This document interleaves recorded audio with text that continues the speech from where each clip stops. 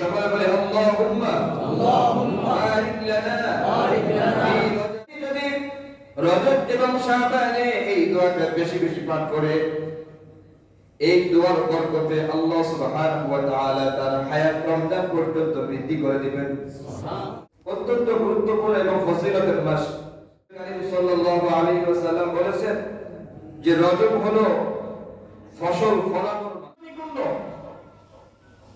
এই বিশাল অগ্নিকুণ্ডের মধ্যে ইব্রাহিম আলাইহিস সালামকে নিক্ষেপ করা হবে। আজ জামালউদ্দিন চিশতি রাহমাতুল্লাহি আলাইহির উস্তাদ ওসমান হারবি রাহমাতুল্লাহি আলাইহি একবার শাগিরদেরকে ডেকে সামনে নিয়ে বসেছেন। ইশার নামাজের পরে শাগিরদেরকে ডেকে সামনে নিয়ে বসে বলতেছেন, আগামীকাল যে ব্যক্তি আমার পেছনে ফজরের নামাজ পড়বে সে জান্নাতি। আল্লাযী আরসালাহু বিল হক্কি বাশীরান ওয়া নাযীরা ওয়া দাঈয়ান ইলাল্লাহি বিইذনিহি ওয়া সিরাজান মুনীরা। أما بعد فقد قال الله سبحانه وتعالى في كلامه المجيد وفي فرقانه الحميد. أعوذ بالله من الشيطان الرجيم. بسم الله الرحمن الرحيم. إن الإنسان لفي خسر. وقال تعالى في موضع آخر: إن عدة الشهور عند الله 12 شهرا في كتاب الله يوم خلق السماوات والأرض منها 4 حرم ذلك الدين القيم فلا تظلموا فيهن أنفسكم وقاتلوا المشركين كافة كما يقاتلونكم كافة واعلموا أن الله مع المتقين. وقال تعالى في شان حبيبه: إن الله وملائكته يصلون على النبي يا أيها الذين آمنوا صلوا عليه وسلموا تسليما. اللهم صل على محمد وعلى آل محمد كما صليت على إبراهيم وعلى آل إبراهيم إنك حميد مجيد. اللهم بارك على محمد وعلى آل محمد كما باركت على إبراهيم وعلى آل إبراهيم إنك حميد مجيد. لا إله إلا الله لا إله إلا الله لا إله إلا الله لا إله إلا الله لا إله إلا الله لا إله إلا الله لا إله إلا الله محمد رسول الله صلى الله عليه وسلم. وسلم الحمد لله আল্লাহ সুবহানাহু ওয়া তাআলা দরবারে শুকরিয়া আদায় করি যে মহান রব্বুল আলামিন আমাদেরকে তার মহান হুকুম জুমার নামাজ আদায় করার জন্য যথাসময়ে মসজিদের মধ্যে আসার তৌফিক দান করেছেন। এজন্য রব্বে কারীমের দরবারে কালিমাতুশ শুকর আদায় করা আমরা জোরে সোরে বলি আলহামদুলিল্লাহ। মুহতারাম হাজিরিন, হাঁটি হাঁটি পা পা করে যেমন একটা কথা বলি মানুষ এগিয়ে যায়, আমরা এরকম হাঁটি হাঁটি পা পা করে ব্যস্ততা, এরপরে ব্যস্ততা ছাড়া কাজের মাধ্যমে অবসরের মাধ্যমে একটি বছর অতিবাহিত করলাম। আবার আজকে আমাদের রজব মাসের প্রবেশ করেছি। রজব মাসের আজকে 2 তারিখ। মনে হচ্ছে তো কিছুদিন আগে রজবের বয়ান করলাম, কত বছর, কিন্তু আজকে আবার আমাদের মাঝে রজব মাস ফিরে এসেছে। অত্যন্ত গুরুত্বপূর্ণ একটি মাস। এই মাস সম্মানিত মাস। কত মাস? কয়টি? 12টি। কয়টি মাস? 12টি। শুধু আমাদের কাছে 12টি না, আমার আল্লাহর কাছেও 12টি। কার কাছে 12টি? আল্লাহর কাছেও 12টি। হুজুর, আল্লাহর কাছে যে 12টি এর কোনো দলিল আছে? কোরআনে কারীম আল্লাহ তাআলা বলেন, ইন্না ইদ্দাতাশ শুহুরি ইনদাল্লাহি 12 শাহরা। নিশ্চয় আল্লাহ তাআলার কাছে গণনার দিক থেকে মাস হলো 12টি। কয়টি মাস? 12টি। ইসনা আশারা শাহ। এই 12টি মাসের মধ্যে 4টি মাস সম্মানিত মাস। কয়টি মাস? 4টি মাস সম্মানিত মাস। জিলকাদা, জিলহজ্জা, মুহররম, আরেকটি হলো রজব মাস। যে মাসে আমরা প্রবেশ করলাম, এই মাসটার নাম হচ্ছে রজব মাস। অত্যন্ত গুরুত্বপূর্ণ এবং ফজিলতের মাস। রাসূল কারীম সাল্লাল্লাহু আলাইহি ওয়াসাল্লাম বলেছেন যে রজব হলো ফসল ফলানোর মাস। ফসল ফলায়। সাধারণ কৃষক যারা আছে তারা বর্তমানে দেখবেন ইরি ধান বপন করছে, জমির মধ্যে ইরি ধান কাটছে। এরপরে 1 মাস যাওয়ার পরে এই ইরি ধানের গোছাগুলো মোটা হবে, এর মধ্যে সার দেবে, পানি সেচ করবে, এরপরে তারা আগাছা পরিষ্কার করবে।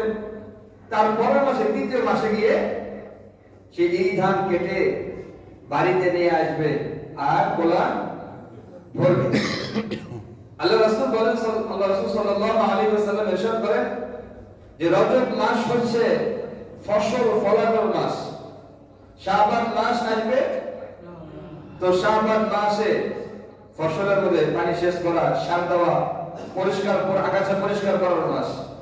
রমজান মাস 170। রমজান মাস 170। রমজান মাসে 1 টাকা ব্যয় করেছেন, 1 টাকা খরচ করেছেন, একটা ধান বপন করেছেন, 70টা ধান নিয়ে, একটা বীজ বপন করেছেন, 70টা বীজ নিয়ে যান। আর নিজের আমলের যে গোলা আছে, কৃষকরা কি করে? ধান কেটে নিয়ে যায় গোলার মধ্যে ভরে রাখে। আমাদের যে আমলের নেকের যে গোলা আছে, যে 170 নিয়ে রমজান মাসে সেই গোলা ভরপুর কর। সুবহানাল্লাহ। সেই রজব মাসে আমরা উপনীত হয়েছি। আল্লাহ রাসূল সাল্লাল্লাহু আলাইহি ওয়াসাল্লাম হাদিসের মধ্যে বলেছেন,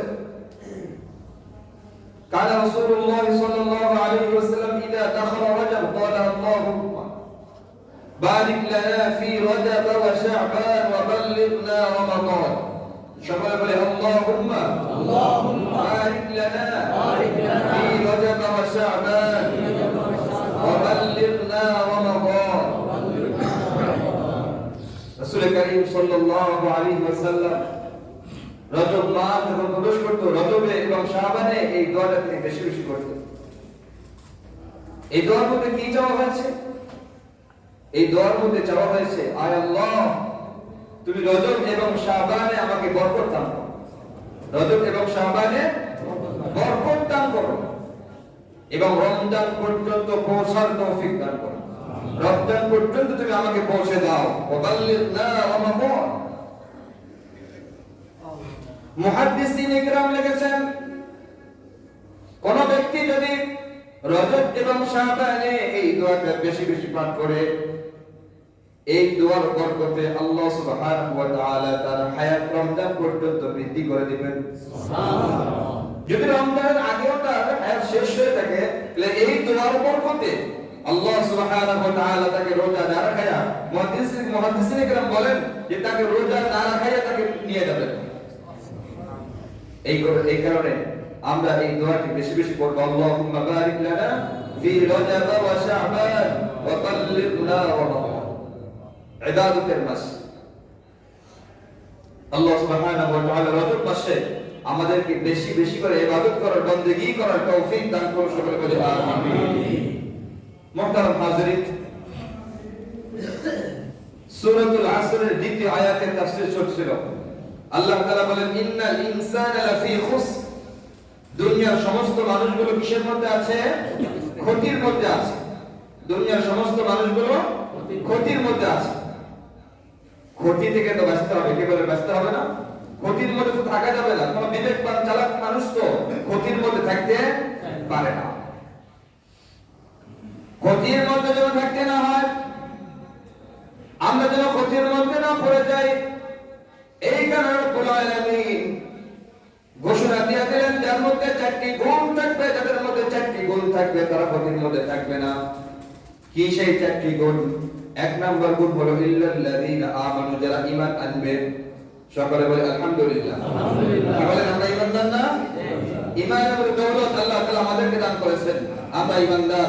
আল্লাহ সুবহানাহু ওয়া তাআলা ঈমানের সাথে মৃত্যুবরণ করার তৌফিক দান করুন। সকলে বলে আমিন। মুহতারাম হাজিরিন,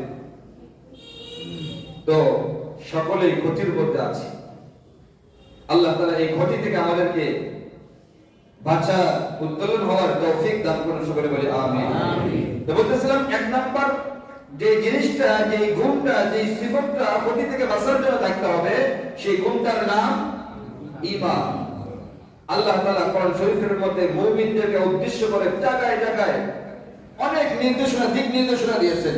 আল্লাহ তাআলা মুমিনদেরকে খুব মহব্বত করে, খুব পছন্দ করে, যে একজন ঈমানদার তার ঈমানকে ঠিক রাখতে পারবে, একজন মুমিন তার ঈমানকে মজবুত রাখতে পারবে, সমস্ত প্রকার খারাপি থেকে বেঁচে থাকতে পারবে একজন ঈমানদার যে জিনিসটার মাধ্যমে, সেটা হলো তাকওয়া। তাকওয়া যার মধ্যে থাকবে তার ঈমান ঠিক থাকবে, আর তাকওয়া যদি ঠিক না থাকে ঈমান কিন্তু দুর্বল হয়ে যাবে। ঈমানকে সবল রাখার জন্য, ঈমানকে কন্ট্রোল রাখার জন্য, ঠিক রাখার জন্য 1 নাম্বার যে জিনিসটা দরকার সেটা হলো তাকওয়া। এই কারণে আল্লাহ রাব্বুল আলামিন কোরআনুল কারীমের জায়গায় জায়গায় ঈমানদারদেরকে লক্ষ্য করে বলেন, ইয়া আইয়ুহাল্লাযীনা আমানু তাকুল্লাহা ওয়া কুলু কাওলান সাদীদা।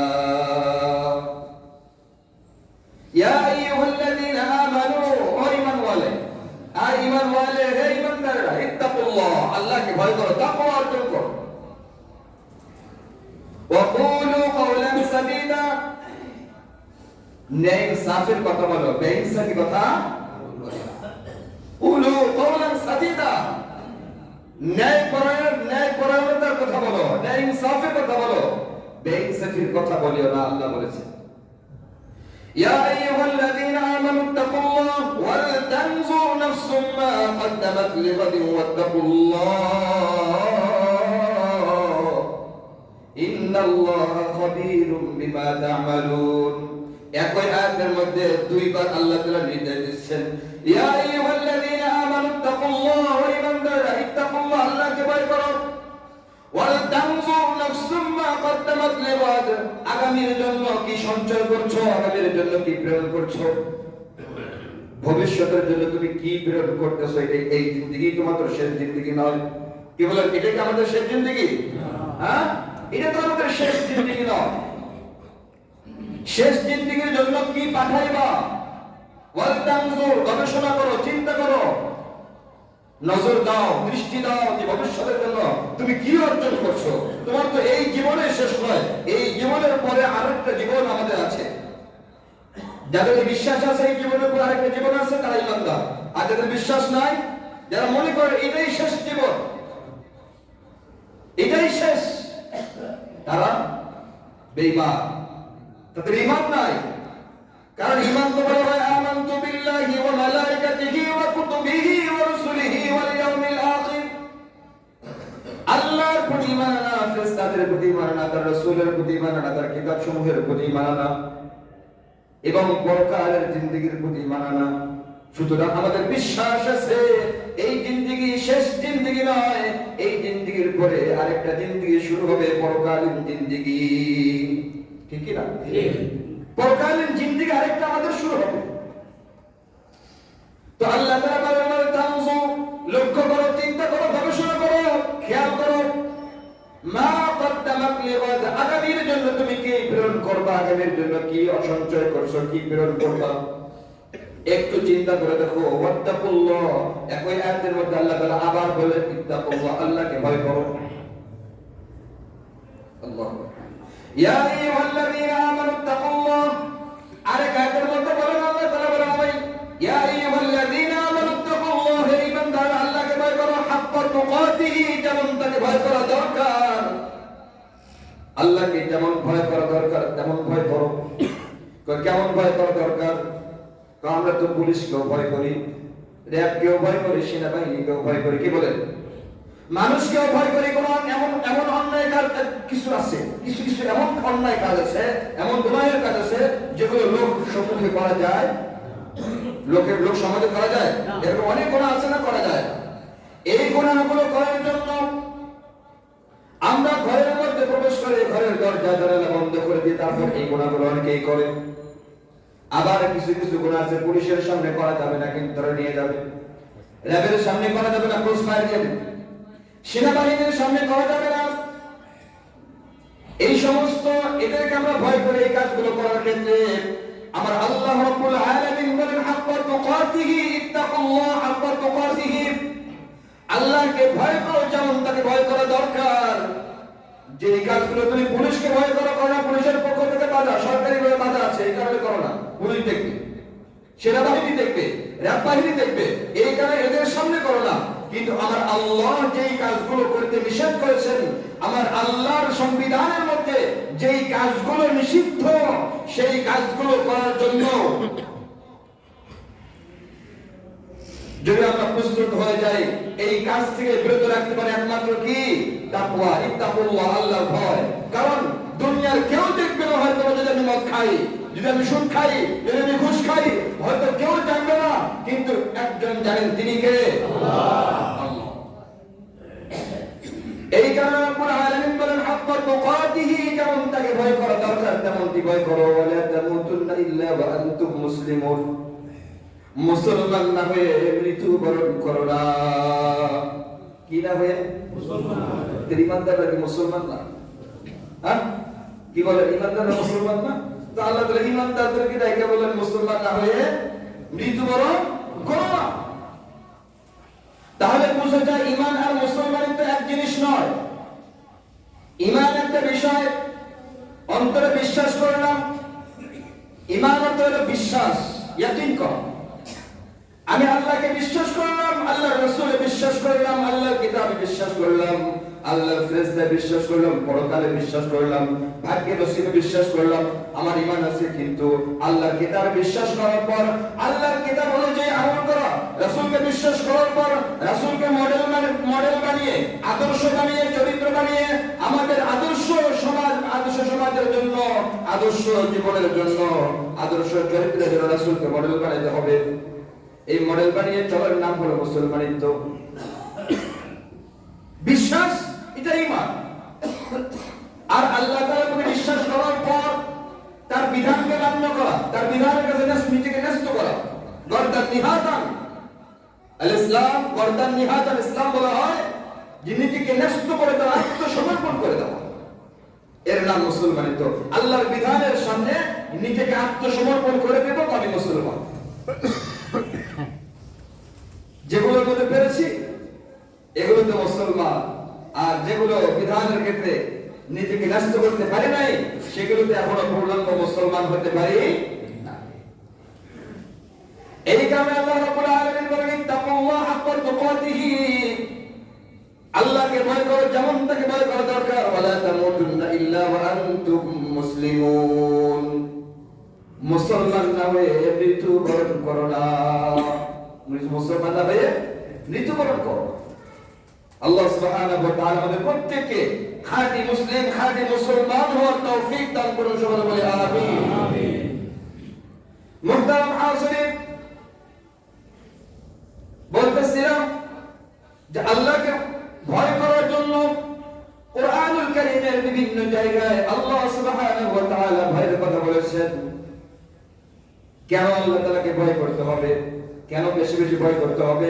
ওয়া মান ইয়াত্তাকিল্লাহা ইয়াজআল লাহু মাখরাজা ওয়া ইয়ারযুকুহু মিন হাইথু লা ইয়াহতাসিব, ওয়া মান ইয়াত্তাকিল্লাহা ইয়াজআল লাহু মাখরাজা।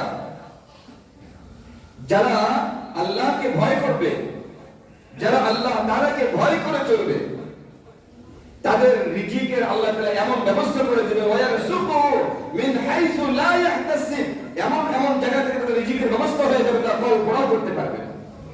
দুনিয়ার মধ্যে তো আমাদের চিন্তা রিজিক, দুনিয়ার মধ্যে তো আমাদের চিন্তা রিজিক, এমন ভাবে আল্লাহ তাআলা রিজিকের ফয়সালা করে দিবেন আমরা চিন্তাও করতে পারবো না। ওয়ালাউ আন্না আহলাল কুরআন আমানু ওয়াত্তাকাউ লাফাতাহনা আলাইহিম বারাকাতিন মিনাস সামাই ওয়াল আরদ।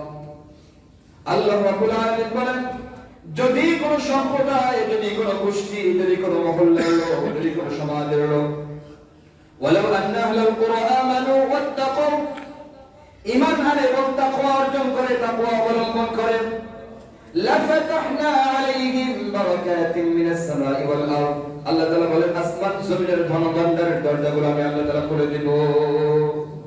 আসমান জমিনের ধন ভান্ডারের দরজা আল্লাহ তাআলা খুলে দেব। আল্লাহ সুবহানাহু ওয়া তাআলা আমাদের প্রত্যেককে মুমিন হওয়ার, মুসলমান হওয়ার এবং তাকওয়াওয়ালা মুসলমান হওয়ার তৌফিক দান করুন, সকলে বলে আমিন। আমিন। তো আল্লাহ তাআলা তাকে ভয় করার জন্য বলছে, তা আল্লাহ তাআলা সব জায়গায় কি আল্লাহ তাআলাকে ভয় করব? ভয়ের তো বিষয়টা এরকম যে আমরা পুলিশকে ভয় পাই, এই কারণে অনেক সময় পুলিশের সামনেই যাই না। আমরা বাঘকে ভয় পাই, এই কারণে বাঘের সামনে যাই, বাঘের সামনে যাই না। আমরা সিংহকে ভয় পাই, এই কারণে সিংহের সামনে যাই না। তাহলে আল্লাহ তাআলাকে ভয় পাই, আল্লাহর সামনেও যাব না, আল্লাহর কাজের সামনেও যাব না। বিষয়টা এরকম না, ভয় আবার দুই প্রকার। একটা ভয় হলো বাঘ সিংহকে ভয় করে মানুষ, এই ভয়ের মাধ্যমে তার সামনে যায় না, তার থেকে যতটুকু পারে দূরত্ব অবলম্বন করে চলে। আরেকটা ভয় হলো মানুষ পিতা মাতাকেও ভয় পায়, কি বলেন, ভয় পায় না? নিজের আপনজনকেও ভয় পায়, নিজের মহব্বতের লোককেও ভয় পায়। এই কারণে মহব্বতের লোক থেকে কি দূরে থাকি? কি বলেন, দূরে থাকে, দূরে থাকে। এই কারণে ভয় কি প্রকার? একটা হলো খাশিয়াতিল্লাহ, আর একটা হলো ওয়ালা ইয়াখাফুন, একটা খৌফের ভয়, একটা খাশিয়ার ভয়। খাশিয়ার ভয় হলো মহব্বতের ভয়, মহব্বতের সাথে যে ভয় অর্জন হয় সেটা হলো খাশিয়াতিল্লাহ। ইত্তাকুল্লাহ, এই ভয়ের কথা আল্লাহ তাআলা বলেছেন যে আল্লাহকে ভয় করে আল্লাহর কাজের মধ্যে নিজেকে ব্যস্ত করে দাও, আল্লাহর বিধান পালন করার জন্য নিজেকে আত্মসমর্পণ করে দাও। আরেকটা ভয় হলো যে এমন ভয় যে ভয়ের কারণে ওই বস্তু, যে জিনিসটাকে ভয় পায় ওই বস্তুর সামনেই যায় না, সেটা হলো জাহান্নামের ভয়। জাহান্নাম থেকে বাঁচার জন্য জাহান্নামকে ভয় করতে হবে। والذين يصلون ما أمر الله به أن يوصل ويخشون ربهم ويخافون سوء الحساب।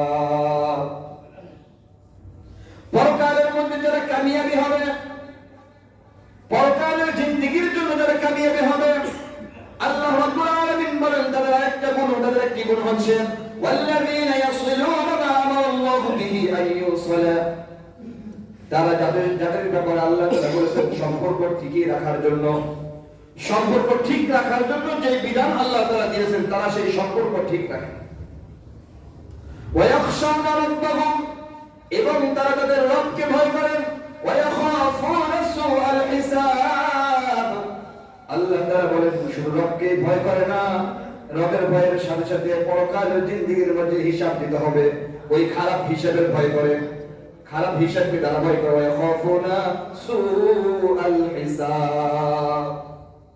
এখানেও ভয়, আল্লাহকেও ভয় করার জন্য বলেছেন। দুই ভয় কিনা একরকম না, দুই ভয় একরকম না। এক ভয় হচ্ছে মহব্বতের ভয়, আরেক ভয় হচ্ছে তার খারাপি থেকে বাঁচার ভয়।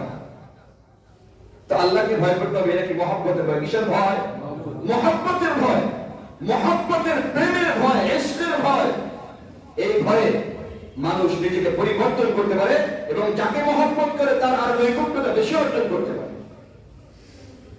আমরা দেখি হযরত ইব্রাহিম আলাইহিস সালাম আল্লাহকে ভয় করতেন, এমন ভাবে আল্লাহকে ভয় করতেন, আল্লাহর জন্য, আল্লাহর মহব্বতে, আল্লাহর মহব্বতে নিজেকে আগুনের শোকে দেওয়ার জন্য প্রস্তুত হয়ে গেছেন। কি ঘটনা আমরা জানি না? ঘটনা জানি।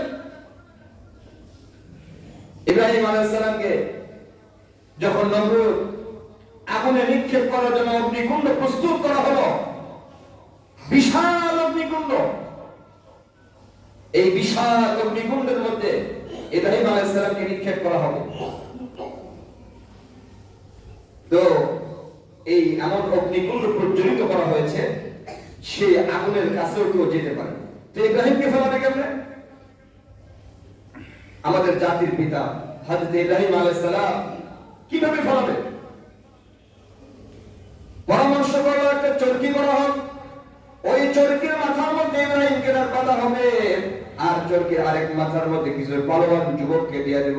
এরা চরকির মাথা নিচের দিকে টানলে ওই চরকির মাথা দাঁড়িয়ে যাবে, আর এভাবেই তাকে ইব্রাহিমকে আমরা আগুনের মধ্যে নিক্ষেপ করব। সেই পরামর্শ ক্রমে একটা চরকি তৈরি করা হলো, সেই চরকির এক মাথার মধ্যে ইব্রাহিমকে বাঁধা হলো, আর আরেক মাথার মধ্যে কিছু পালোয়ান যুবককে রাখা হলো। তারা চরকির এই মাথা ধরে ইব্রাহিম আলাইহিস সালামকে অগ্নিকুণ্ডের মধ্যে নিক্ষেপ করবে। এই হলো পরিকল্পনা। কিন্তু রব্বুল আলামিনের ফেরেশতারা, আল্লাহর ফেরেশতারা, ফেরেশতা এসেছে যে চরকির ইব্রাহিম আলাইহিস সালামের সাথে চরকির মাথার মধ্যে বসে গেছে। এই পালোয়ান, শত পালোয়ান, হাজার পালোয়ান চেষ্টা করেও ওই চরকির মাথাকে উঠানো সম্ভব হচ্ছে না, উঠাইতে পারছে না। এক পর্যায়ে হঠাৎ করে একদম বয়স্ক বৃদ্ধ মানুষ উপস্থিত, এসে বলতেছে, আমি যা দেখি তোমরা তো দেখো না, তোমরা হাজারো লাখো যুবক যদি এখানে চরকির মাথাকে উঠানোর জন্য চেষ্টা করো, তোমাদের পক্ষে সম্ভব হবে না। তাহলে কিভাবে সম্ভব? আমি একটা পরামর্শ দিতে পারি, সেই পরামর্শ মাফিক যদি কাজ করো তাহলেই সম্ভব।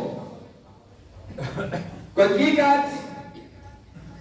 এমন একটা সমাবেশ, এমন একটা মঞ্চ তৈরি করো, যে মঞ্চের মধ্যে যুবক যুবতীদেরকে ছেড়ে দেওয়া হবে, তারা নাচ গান করবে, বেহায়াপনা করবে, অশ্লীল কাজ কর্মকাণ্ড করবে।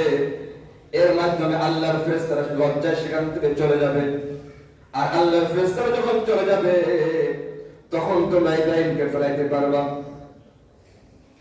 যেই পরামর্শ সেই কাজ, তাই করা হলো। মঞ্চ তৈরি করা হলো, মঞ্চ তৈরি করে যুবক যুবতীদেরকে উলঙ্গ করে সেখানে ছেড়ে দেওয়া হলো। আল্লাহর ফেরেশতারা উঠে যাচ্ছে। এমন সময় কিছু ফেরেশতা ইব্রাহিম আলাইহিস সালামের কাছে প্রস্তাব রাখলো, ও ইব্রাহিম, তুমি যদি বলো এদেরকে আমরা শেষ করে দেব বা আগুনকে নিভাই দেব, যদি বলো তুমি আগুনকে নিভাই দেওয়ার জন্য, আগুনকে আমরা নিভাই দেব, কি বলো তুমি? ইব্রাহিম আলাইহিস সালাম বললেন, যার জন্য আমাকে অগ্নিকুণ্ডে নিক্ষেপ করা হচ্ছে তিনি কি দেখেন না? সুবহানাল্লাহ বলবেন না? সুবহানাল্লাহ। যার জন্য আমাকে অগ্নিকুণ্ডে নিক্ষেপ করা হচ্ছে তিনি কি দেখেন না? অবশ্যই দেখেন। যে তিনি যদি দেখেন তাহলে তোমাদের সাহায্যের আমার দরকার কি? তিনি তো দেখছেন, আর উনি যদি আমার জন্য কবুল করেন, উনি যদি আমার উপর খুশি থাকেন, আমি খুশি। সুবহানাল্লাহ। শুধু তাই নয়, কিতাবের মধ্যে লেখা হয়েছে ৯৮ বছর বয়স, বা কোন কোন কিতাবের মধ্যে ১০০ বছর বয়স সন্তান নাই ইব্রাহিম আলাইহিস সালামের। ১০০ বছর অতিবাহিত হওয়ার পরে ইব্রাহিম আলাইহিস সালাম আল্লাহর কাছে দোয়া করলেন, রব্বি হাবলি মিনাস সালিহিন। সন্তান কার কাছে যেতে হবে? জোরে বলি, কার কাছে যেতে হবে? কোন পীরের কাছে না, কোন মাজারে, কোন বাবার দরবারে। কার সন্তান দেওয়ার মালিক কে? আল্লাহ সুবহানাহু ওয়া তাআলা।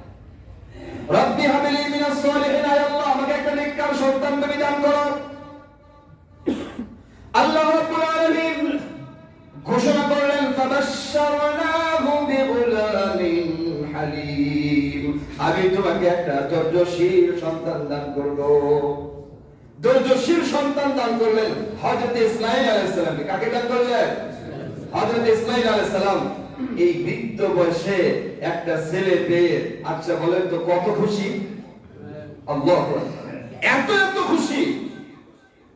এক সময় ফেরেশতারা আল্লাহ তাআলাকে বলেন, আল্লাহ তোমার ইব্রাহিম মনে হয় তোমারে ভুলে গেছে। মানে কই দেখো তার সঙ্গে ইসমাঈলকে যেভাবে মহব্বত করা শুরু করছে, ইসমাঈলকে যেভাবে মহব্বত করা শুরু করছে মনে হয় তোমারে ভুলে গেছে। ফেরেশতারা তোমরা জানো তাহলে পরীক্ষা হয়ে যায়। কি পরীক্ষা? আল্লাহ রাব্বুল আলামিন ইব্রাহিম আলাইহিস সালামকে স্বপ্ন দেখে দেখালেন, ইব্রাহিম তুমি কুরবানি করো, তোমার প্রিয় বস্তু তুমি কুরবানি করো। ইব্রাহিম আলাইহিস সালাম 100 উট কুরবানি করে দিলেন। এরপর পুনরায় পরের রজনীতে আবার স্বপ্নে দেখলেন তোমার প্রিয় বস্তু তুমি কুরবানি করো। অনেক অনেক টাকা পয়সা তিনি দান করে দিলেন, কুরবানি করলেন। তৃতীয় রজনীতে আবার আল্লাহ তাআলা স্বপ্ন দেখালেন তোমার প্রিয় বস্তু তুমি কুরবানি করো, তোমার প্রিয় জিনিসকে তুমি কুরবানি করো। ইব্রাহিম আলাইহিস সালামের আর বুঝতে বাকি রইল না আল্লাহ সুবহানাহু ওয়া তাআলা স্বপ্নের মাধ্যমে কি বুঝাতে চেয়েছেন আমার আর বুঝতে বাকি নেই। ইব্রাহিম আলাইহিস সালাম স্থির করলেন, এবার ইব্রাহিম আলাইহিস সালাম পরীক্ষা করার জন্য চিন্তা করলেন যে আল্লাহ তাআলা তো বলেছেন ফাবাশশারনাহু বিগুলাবিন হালিম, একজন বুদ্ধিমান, ধৈর্যশীল, সবরকারী একজন নেককার সন্তান আল্লাহ তাআলা দান করবেন। তাহলে আমি একটু ইসমাঈলকে জিজ্ঞাসা করি সে প্রস্তুত আছে কিনা। ইব্রাহিম আলাইহিস সালাম সন্তান ইসমাঈলকে জিজ্ঞাসা করলেন,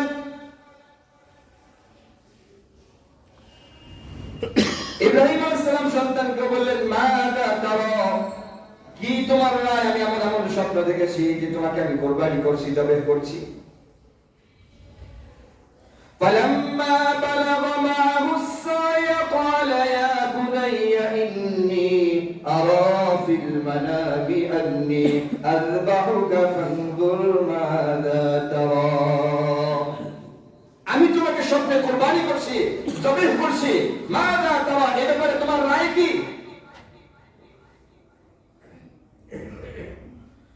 قال يا أبت افعل ما تؤمر ستجدني إن شاء الله من الصابرين। ইসমাঈল আলাইহিস সালাম বললেন, ইয়া আবাতি, হে আমার পিতা, ইফআল মা তু'মার, আপনি যে ব্যাপারে আদেশিত হয়েছেন তা পরিপূর্ণ করুন, পালন করুন। সাতাজিদুনি ইনশাআল্লাহু মিনাস সাবিরিন, অবশ্যই অবশ্যই আপনি আমাকে ধৈর্য ধারণকারীদের মধ্যে পেয়ে যাবেন, ধৈর্য ধারণকারীদের মধ্যে পেয়ে যাবেন। দেখেন আল্লাহ তাআলার মহব্বত, আল্লাহ তাআলার মহব্বতের পরীক্ষা দিয়েছে ইব্রাহিম আলাইহিস সালাম, পরীক্ষার মধ্যে উত্তীর্ণ। যেগুলো পরীক্ষা নেওয়া হয়েছে ইব্রাহিম আলাইহিস সালামের কাছ থেকে প্রত্যেকটা পরীক্ষার মধ্যে তিনি উত্তীর্ণ হয়েছে। ফাতাম্মাহুন্না, আল্লাহ তাআলা বলেন ফাতাম্মাহুন্না, সে প্রত্যেকটা পরীক্ষায় পরিপূর্ণ করেছে, উত্তীর্ণ হয়েছে। এটা হলো আল্লাহর মহব্বত, আল্লাহর ইশক। আল্লাহর ইশক যখন বান্দার মধ্যে থাকে, আল্লাহর ইশক যখন বান্দার মধ্যে থাকে, আল্লাহর মহব্বত যখন বান্দার মধ্যে থাকে, ওই বান্দা যখন আল্লাহ তাআলাকে ভয় করতে থাকে, ওই বান্দার মাধ্যমে কোনো প্রকারের নাফরমানি হতে পারে না। ওই বান্দা সব সময় চিন্তা করে, সব সময় চিন্তা করে কোন কাজ করলে না জানি আল্লাহ তাআলা নারাজ হয়ে যায়। এই কারণে যারা যায় তাদের কাছে যায়, যা জিজ্ঞাসা করে হুজুর এই কাজটা তো কিভাবে করতে হবে, বিধান কি, আমি জানি না, আমাকে একটু বলে দিন। এভাবে তারা আল্লাহ তাআলার পরীক্ষার মধ্যে উত্তীর্ণ হতে থাকে। মুহতারাম হাজিরিন,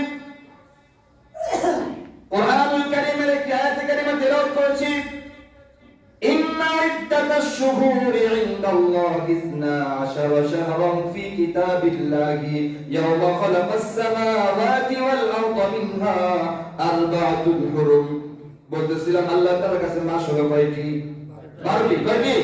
12টি। তার মধ্যে সম্মানিত মাস কয়টি? 4টি। একটি মাস হলো রজব মাস। এই রজব মাসে সম্মানিত মাসগুলোর ব্যাপারে আল্লাহর বিধান কি? আল্লাহ রাব্বুল আলামিন বলেন, ফালা তাযলিমু ফীহিন্না আনফুসাকুম। এই মাসগুলোতে তোমরা নিজেদের উপর জুলুম করবা না। এই মাসগুলো তোমরা নিজেদের উপর জুলুম করবা না। নিজের উপর নিজে আবার জুলুম করে কেন? নিজের উপর নিজে জুলুম করা যায়? এটা আবার কিভাবে করে? হ্যাঁ, জুলুম করা যায়। তো কিভাবে? তুমি যদি ইচ্ছা করে এমন কোন কর্মকাণ্ড করো যেই কর্মের মাধ্যমে তোমাকে জেলখানায় বসতে হয়, তাহলে তুমি নিজের উপর জুলুম করলা। এমন যদি কর্মকাণ্ড ঘটাও যেই কাজ করলে, যেই ঘটনা ঘটাইলে পরে সমাজের মধ্যে তুমি মুখ দেখাতে পারবা না, এটা তুমি নিজের উপর জুলুম করলা। ঠিক তেমনি ভাবে যেই কাজগুলো করলে আল্লাহ নারাজ হয়ে যাবে, আল্লাহ অসন্তুষ্ট হয়ে যাবে, যেই কাজগুলো করলে পরকালের জিন্দেগিটা খুব খারাপ হবে, জাহান্নামের জিন্দেগি হয়ে যাবে, জান্নাতের পরিবর্তে আমাকে জাহান্নামে যেতে হবে, ওই কাজগুলো থেকে বিরত থেকে ওই কাজগুলো করলেই নিজের উপর জুলুম হবে। তাহলে সমস্ত পাপাচার যেগুলো আছে, যেগুলো গুনাহের কাজ আছে, এগুলো করলেই নিজের উপর কি করা হয়? জুলুম করা হয়। গুনাহ করলাম তো আমি নিজের উপর জুলুম করলাম, আমি নাফরমানি করলাম তো আমি নিজের উপর জুলুম করলাম। কেন আমি নিজের উপর জুলুম করব? কেন আমি নিজের উপর জুলুম করব? আমার জন্য আল্লাহ তাআলা বাড়ি তৈরি করেছেন। প্রত্যেকটা মানুষের জন্য একটা বাড়ি আল্লাহ তাআলা তৈরি করেছেন। আদম আলাইহিস সালামকে সৃষ্টি করার পর একটা বাড়ি দান করলেন, বাড়িটার নাম জান্নাত। বাড়িটার নাম কি? জান্নাত। তো জান্নাত তো আমার বাবার বাড়ি, আমাদের বাড়ি তো জান্নাত। কিন্তু আমাদের কাজ করতে হবে জান্নাতে যাওয়ার জন্য। এমন কোন কাজ করা যাবে না যেই কাজ করলে পরে আমি জান্নাত থেকে দূরে থাকি, জাহান্নামে যেতে হয়। এমন কাজ করলাম তো আমি নিজের উপর জুলুম করলাম। ফালা তাযলিমু ফীহিন্না আনফুসাকুম। আল্লাহ রাব্বুল আলামিন বলেন, এই মাসগুলো তোমরা নিজের উপর জুলুম করবে না। কিন্তু বান্দা যখন গুনাহের কাজ করে, বান্দা যখন নাফরমানি করে, বান্দা যখন অন্যায় কাজগুলো করে, নিজের উপর জুলুম করা হয় এবং শয়তান মনে হয়। এই কারণে এই মাসগুলোতে এমন এমন ভঙ্গিমায় কিছু গুনাহের কাজ করায়, মানুষ বুঝতেও পারে না এটা তো গুনাহের কাজ। যেমন রজব মাস। এটা কোন মাস? রজব মাস। এই রজব মাসে আমরা অনেকেই সওয়াবের নিয়তে এমন এমন কিছু কাজ করি যে কাজগুলো ইসলাম অ্যাকসেপ্ট করে না, ইসলাম সাপোর্ট দেয় না। কি কাজ? এই মাস আসলেই পরে দেখা যায় বিভিন্ন ঢাকা শহরের বিভিন্ন মরমরে লাল শালুকের ব্যাগ বসানো হয়। খাজা মঈনুদ্দিন চিশতি রহমতুল্লাহি আলাইহির জন্য সিমনি করা হবে, ওরস করা হয়। অনেক পীর, অনেক মাজারে, অনেক কবরে ওরস করা হয়। এগুলো তো ইসলাম অ্যাকসেপ্ট করে না। হ্যাঁ, এবার আপনি যদি জিজ্ঞাসা করেন, কেউ যদি আমাকে জিজ্ঞাসা করে, হুজুর আপনি কি খাজা মঈনুদ্দিন চিশতিকে ভালোবাসেন না? অবশ্যই ভালোবাসি। তিনি একজন আল্লাহর ওলি ছিলেন, কোনো সন্দেহ নাই। লাখো লাখো মানুষ তার হাতে বায়াত হয়ে মুসলমান হয়েছে। কত বড় আল্লাহর ওলি ছিলেন, আর উম্মতের জন্য কি দরদ ছিল তার মধ্যে। খাজা মঈনুদ্দিন চিশতি রহমতুল্লাহি আলাইহির উস্তাদ ওসমান হারুনি রহমতুল্লাহি আলাইহি একবার শাগিরদেরকে ডেকে সামনে নিয়ে বসেছেন। ইশার নামাজের পরে শাগিরদেরকে ডেকে সামনে নিয়ে বসে বলতেছেন, আগামীকাল যে ব্যক্তি আমার পেছনে ফজরের নামাজ পড়বে সে জান্নাতি। কি বলছে? আগামীকাল যে ব্যক্তি আমার পেছনে ফজরের নামাজ পড়বে, আমি ইমামতি করব, আমার পেছনে যে ব্যক্তি ফজরের নামাজ আদায় করবে সে জান্নাতি। তবে এই কথা, এই খবর যেই লোক, যেই ব্যক্তি অন্যকে বলে দিবে সে জাহান্নামী। এই খবর যেই ব্যক্তি অন্যকে কেউ জানাই দিবে সে জাহান্নামী।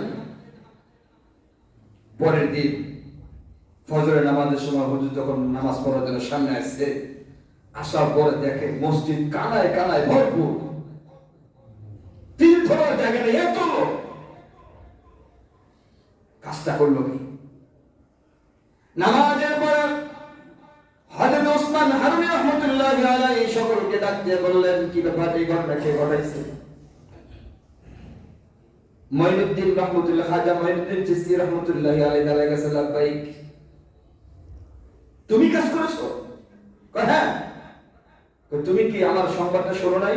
যে ব্যক্তি এই ঘটনা অন্যকে জানাবে, এই কথা অন্যকে জানাবে, সে জাহান্নামে চলে যাবে। হুজুর শুনেছি। তারপরে তুমি যে কাজ করলা? এবার খাজা মঈনুদ্দিন চিশতি রহমাতুল্লাহি আলাইহি বলেন, হুজুর সবকিছু আমি জেনে বুঝে এই কাজটা করেছি। আপনি বলেছেন আপনি আল্লাহর ওলি, আপনি বলেছেন আপনার পিছনে যে ব্যক্তি ফজরের নামাজ পড়ে সে জান্নাতে যাবে। আমি চিন্তা করলাম, এত এত মানুষ আছে, অনেকে এই খবর সংবাদ দেয় না, এই খবর দেয় না। সকলকে জান্নাতে পৌঁছানোর জন্য যদি একাই আমাকে জাহান্নামে যেতে হয়, আমি প্রস্তুত। আমি চাই সকল মানুষ, সকল উম্মত জান্নাতে চলে যাক। সুবহানাল্লাহ। চিন্তা করছেন কত বড় মানুষ, কত বড় দিলওয়ালা মানুষ, সকল মানুষকে জান্নাতে পৌঁছানোর জন্য উনি নিজে জাহান্নামে যাওয়ার জন্য প্রস্তুত হয়ে গেছে। আল্লাহ, কত বড় আলী! একদিন তার পীর খাজা মঈনুদ্দিন চিশতি রহমাতুল্লাহি আলাইহি, পীর ওসমান হারুনি রহমাতুল্লাহি আলাইহি শাগিরদেরকে ডেকে বললেন, আমি আগামীকাল খেলাফত দিতে চাই, তবে যে ব্যক্তি, যে লোকটি আমার পরীক্ষার মধ্যে উত্তীর্ণ হবে তাকে খেলাফত দেব। কি পরীক্ষা? হযরত ওসমান হারুনি রাহমাতুল্লাহি আলাইহি প্রত্যেকের হাতের মধ্যে একটা করে মুরগি দিয়ে দিলেন এবং একটা করে ছুরি দিয়ে দিলেন। বলে দিলেন, আগামীকাল যে ব্যক্তি এই ছুরি দিয়ে মুরগি জবাই করে আমার সামনে নিয়ে আসতে পারবে, সে তাকে খেলাফত দেব। এই কথা বলার পরে সকলে বলল, এটা কি কোনো ব্যাপার হলো? ছুরিও দিয়েছে, মুরগিও আছে, জবাই করে নিয়ে আসবো। ওসমান হারুনি রাহমাতুল্লাহি আলাইহি বললেন, শোনো, শুধু মুরগি জবাই করলেই হবে না, শর্ত আছে। তো কি সেই শর্ত?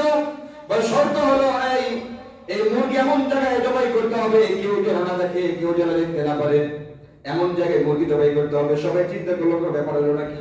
ঘরের মধ্যে ঢুকে ঘরের দরজা বন্ধ করে দিয়ে জবাই করলেই তো হবে, কেউ দেখবে না। যেই কথা সেই কাজ। তারপরের দিন সকলেই জবাইকৃত মুরগি নিয়ে উপস্থিত, কিন্তু মঈনুদ্দিন রহমাতুল্লাহি আলাইহির হাতের মধ্যে জেতা মুরগি। ওসমান হারুনি রাহমাতুল্লাহি আলাইহি জিজ্ঞাসা করলেন, কি ব্যাপার, তোমার হাতের মুরগি এখনো জীবিত কেন? সকলেই তো মুরগি জবাই করে নিয়ে আসছে, তুমি কিভাবে মুরগি জবাই করে নিয়ে আসছো? হুজুর, ঘরের দরজা বন্ধ করে দিয়ে, জানালা বন্ধ করে দিয়ে, এমনকি লাইট পর্যন্ত নিভাই দিয়ে তারপরে মুরগি জবাই করেছি, কেউ দেখে নাকি ঘটনা তাই? আচ্ছা ঠিক আছে। তুমি কেমনে জবাই করছো? হুজুর বললেন, না, জঙ্গলের মধ্যে দিয়ে, এমন জঙ্গল আমি গিয়েছি মানুষের কোনো সারা শব্দই নেই, সেখানে আমি মুরগি জবাই করেছি। তাই? আচ্ছা আচ্ছা ঠিক আছে। তুমি কেমনে জবাই করছো? আমি পাহাড়ের গুহার মধ্যে ঢুকে ভেতরে প্রবেশ করে এরপর অন্ধকার গুহার ভিতরে মুরগি জবাই করেছি, কেউ দেখে নাই। ওসমান হারুনি রাহমাতুল্লাহি আলাইহি বললেন, মঈনুদ্দিন, তুমি কি এমন জায়গা পাও নাই? খাজা মঈনুদ্দিন চিশতি রাহমাতুল্লাহি আলাইহি বললেন, এই সমস্ত জায়গাগুলো আমি তালাশ করেছি, এই সমস্ত জায়গাগুলোতে আমি গিয়েছি, কিন্তু যখন এই মুরগি জবাই করার জন্য গিয়েছি, তখন এই থেকে আমার রব আল্লাহ তাআলা আমার দিকে তাকিয়ে আছে। কোথাও পাই না, যেখানেই গেছে সেখানেই দেখে আমার রব আমার দিকে তাকিয়ে আছে। কত বড় বুজুর্গ, কত বড় আল্লাহর ওলি ছিলেন তিনি। কেউ যদি বলে, হুজুর সিন্নি করতে দিবেন না, রজব মাস ওরস কর্ম করতে দিবেন না, বেদাত বলে চালিয়ে দিবেন, বলে হ্যাঁ এটাই বলছি। কেন বলছি? যার জন্য তুমি করছো তাকে তো সন্তুষ্ট করার জন্য করছো, কিন্তু তুমি তো জানো না এই কাজটা করলে তিনি অসন্তুষ্ট হয়ে যাবে। কয়জন সব রিসানি করা যাবে না? হ্যাঁ যাবে। সব রিসানি তুমি করতে পারো একা একাই ঘরের মধ্যে, অথবা তুমি একা কাজের থেকে করো। কেন তোমাকে চাঁদা তুলে করতে হবে? রাস্তার মনে মনে ড্যাক বসে কেন তোমাকে এই কাজগুলো করতে হবে? ইসলাম এগুলো সাপোর্ট করে। সুতরাং রজব মাস, এই মাসের আমল বাড়িয়ে দেওয়া, রাসূল করিম আম্মা আয়েশা সিদ্দিকা রাদিয়াল্লাহু তাআলা আনহা থেকে বর্ণিত, রাসূল করিম সাল্লাল্লাহু আলাইহি ওয়াসাল্লাম রজব এবং শাবানে খুব বেশি পরিমাণে রোজা রাখতেন। মা আয়েশা সিদ্দিকা রাদিয়াল্লাহু তাআলা আনহা বলেন যে রমজান মাস তো পুরো মাস রোজা, কি রমজানের পরে সবচেয়ে বেশি রোজা রাখতেন রাসূল করিম সাল্লাল্লাহু আলাইহি ওয়াসাল্লাম, সেটা হলো শাবান মাস। রোজা শুরু করতেন, আমি মনে করতাম হয়তো বা আরো যদি ভাঙবেনই না, কিন্তু কিছুদিন দেখা আবার ভাঙতেন, আবার শুরু করতেন। আর শাবানের পরে সবচাইতে বেশি রোজা রাখতেন রজব মাসে। সুতরাং এই মাসের আমলের মধ্যে কাটিয়ে দেই, আমলের সিজন, আমলের মাস। আল্লাহ সুবহানাহু ওয়া তাআলা আমল ওয়ালা জিন্দেগি করার, তাকওয়া ওয়ালা জিন্দেগি করার তৌফিক দান করুন। সকলে বলে আমিন। কি বলেন, তাকওয়া অর্জন করতে চাই না?